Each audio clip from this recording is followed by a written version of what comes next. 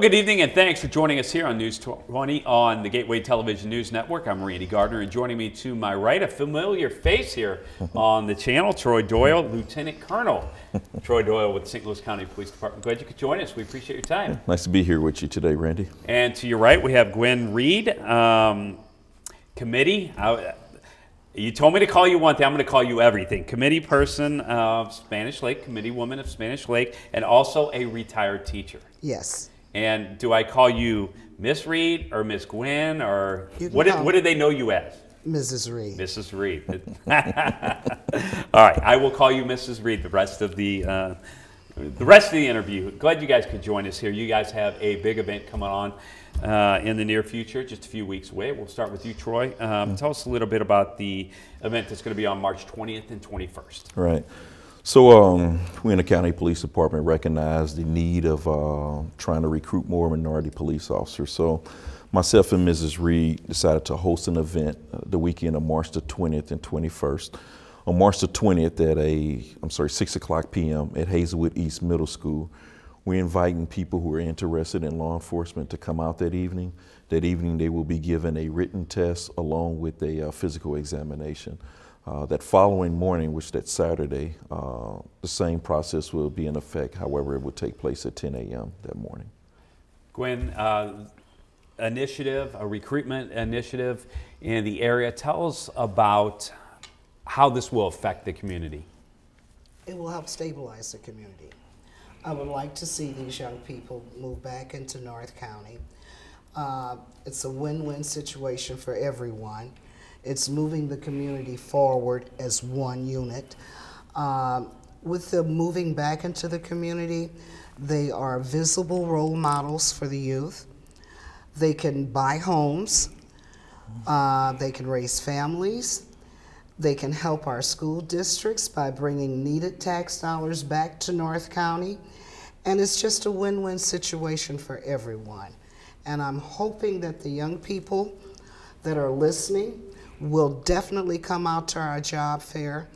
I'm a retired teacher from Hazelwood, 30 years, and if you average 30 students per year, multiply 30 times 30, I reached almost, 1,000 students. Get your children, send them, bring them. You come, we need them. We need the community's help. And that event is going to be on the 20th and 21st. You've had a very successful career as you look back. Can you imagine yourself doing anything else? Because being a police officer is something that is not just a job, it's a career, it's almost your lifestyle. Absolutely, and most of us who decided to pursue a career in law enforcement didn't get into it for the, obviously for the money. We got into it for the passion, and more than anything, it's a noble profession. So you're right, I had a successful career. It's been good to me, but I want to also bring more people on to try to pass that knowledge on to them so they can move on through the ranks themselves. You talk about that commitment to the community and how it makes you feel personally. Right. It's not about the money, it's about what you can give back to the community. Put that in perspective for a young person out there who's looking to make a career choice. Right. You know, oftentimes when you're young, you always think about, man, if I was ever in a position to make change or affect change, you know, what would I do? I mean, this is an occupation where you can do that. You get on the police department, you can patrol your neighborhoods, you can be involved in some of the things that we complain about that's going on in our neighborhoods. So this is a perfect opportunity for a young person to play an effective role in his or her community. And how would you add on to that, Ms. Reed, in terms of, as being a teacher, you make a big difference in the community with the youngsters. As a police officer, you can do the exact same thing. My father was a police officer, and I know how there was no crime on my street because he was visible. There was no crime within our neighborhood because the police lived within the communities. And he grabbed up the boys every weekend, take them to the ball game, take them to the football. We didn't have football then. Take them to the ball game. We did have the rodeo, the police rodeo, the fireman's rodeo, and he would take the neighborhood kids. He was a father image, and we need that today. We need these role models to be visible and for our youth to realize they are there to help them, not harm them. There are a lot of young people out there that would welcome this opportunity. And I'm finding out that the department will welcome these young people, and they need to know that they are welcome. Trust me, they are. In the next segment, we'll focus a little more on the requirements, what somebody needs to bring to the event itself, and what they need as a background to be part of this. But when you hear something like what Ms. Reed talked about being an individual who the kids look up to, that really changed the lives for a community, how does that make you feel personally? It makes you feel good. You know, as you're well aware, Randy, I mean, law enforcement's taken a black eye over the last several months. So I think more than ever, it's important that we try to reach these young people and show law enforcement in a positive light. And I think events such as the one that we're going to put on here on the weekend of March the 20th, hopefully we can get a number of people that can come out, see law enforcement in a different capacity, and hopefully we're able to recruit some. And what would you say, Gwen, to everybody out there who's watching right now, whether it's your grandson or your son or daughter, about coming out, and if you're not really sure, at least give it a chance, because once you see what it does for the community, it's eye-opening. You know, before we started, it was at the beginning, I said I reached probably 1,000 students during my teaching career. I've reached exactly probably 3 times that since I've retired. They're my children, they're my babies. My principal used to tell me, your child, da da da da da, because that's the way I feel. And that's the way I still feel. I have a granddaughter, I have 2 daughters. I want them to grow up in the community. I moved out here in 1968, so I know what it was like in North County. I want it to be the same for the youth that's coming up now, and it can be again. And as we start to wrap this segment up, give us all the specifics of that day and what somebody needs to do.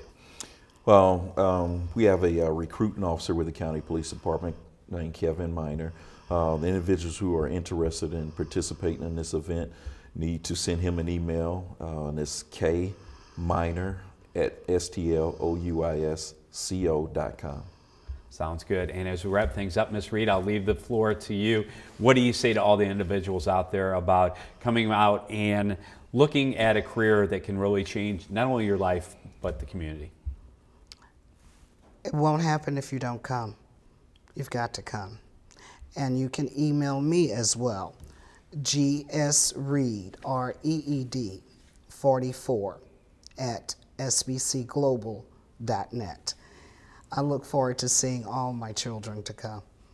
Well, we appreciate your time here on the show, Ms. Reed. Troy, thanks so much. Thank you, and Randy. hopefully we'll see you out at the event, and we'll have a big crowd out there.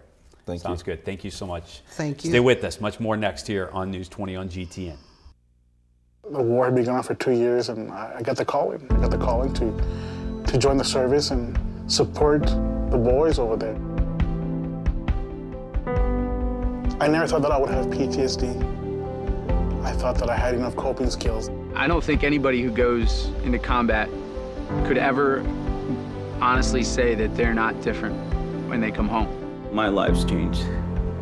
What you take as a simple thing is not so simple for me anymore.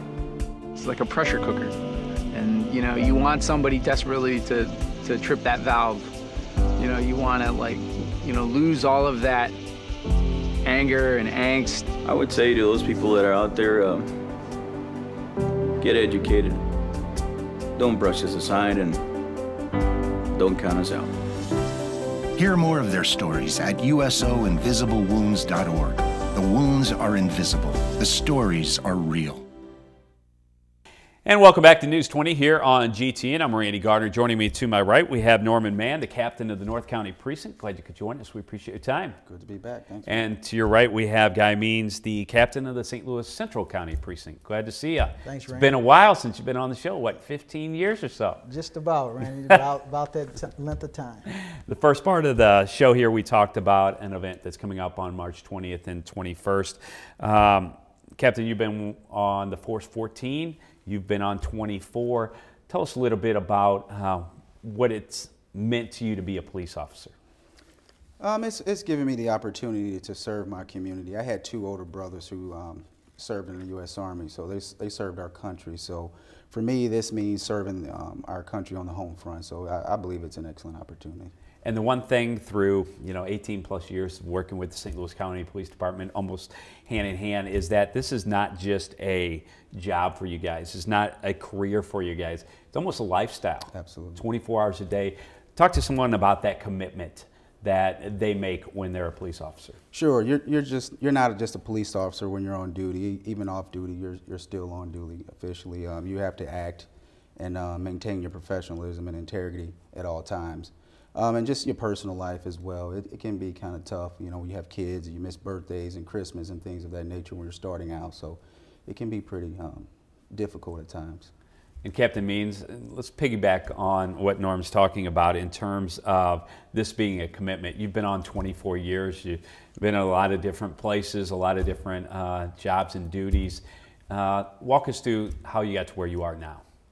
Well, the first thing was that Randy just always wanted to be a police officer, always had a desire to be a police officer. And I think giving back to the community is what I wanted to do, because when, as a young man, I saw a police officer that was always in our neighborhood handing out baseball cards, always got out of the car and played basketball with us or threw a football to us. So that's one of the things that's been a drive for me, to be able to be a police officer, get back in the community, and help someone else get to the level where I'm at. Neighborhood policing has always been a first priority for the St. Louis County Police Department and the officers, and your commitment to the community. To be a police officer, as you mentioned, that connection that you make with the community can change a person's life, just like what they did for you. Do you understand yourself that role that you both serve in when you're out there and you're talking with the community? Absolutely. I do. I actually feel like it's one of my purpose. Everybody has a purpose in life, and I think that's one of my callings, is to be there for youth and get them to understand that this is a career. This is a job that can have great benefits and great things to happen for you as throughout your career. And it's not one of those careers where you take lightly. You take it very seriously. You become a product of the community and that you serve. So this is something that, it's not just a job, as they say, it's an adventure. And Captain, you've been on the force, and now that you are a captain, I don't want to say captain people, but you're the commander of individuals that have been on for 6 months all the way up to 30, 40 years. What do you say to the younger officers that are coming on, individuals that will be coming to an event like this, about the longevity of a career in law enforcement? Sure. It's about interactions with the public. I mean, we want our interactions to be positive, and if the younger officers can get that ingrained to them at a younger age in their career, then it's lasting, not only for our department but for the community. And those interactions will come back full fold when those citizens come back, and when they look for opportunities on our police department, they will recall those interactions they've had with those officers. They were those positive interactions, I should say. What would you say to the individuals out there that are looking at coming to this event on the 20th and 21st about what a difference it can make in their lives and what a difference it can make in their community? Well, I tell them, come out. That's the big part, to see what we're all about. I mean, you can't just believe what people tell you. See it firsthand. Get the experience, come out and join us on March 20th. The one thing that is most impressive, I think, is when individuals come to the citizen police academies. A lot of eye-opening for individuals who have maybe, like you said, have heard things. They see it in the media, they see it on TV, in movies, and things are misunderstood. They really get an opportunity to see what the police department does and what it does for the community. Is that what you're hoping to show a lot of the individuals that come to this event?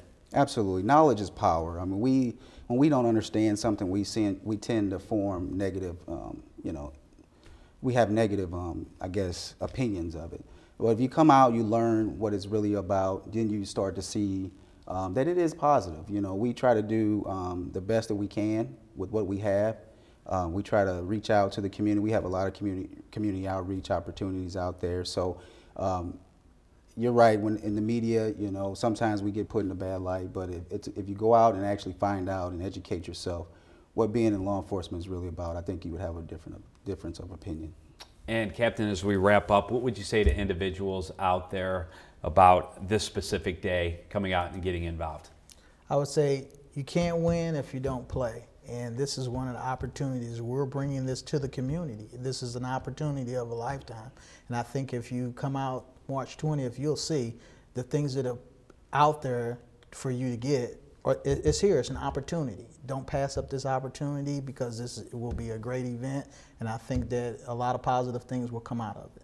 Well, Captain Means and Captain Mann, we appreciate your time here on the show. Once again, as we leave you tonight, all the information is on the screen here for the 20th and 21st of March. We hope to see you out there. Thanks again, gentlemen. We appreciate time, and we'll see you tomorrow night right here on News 20 on GTN.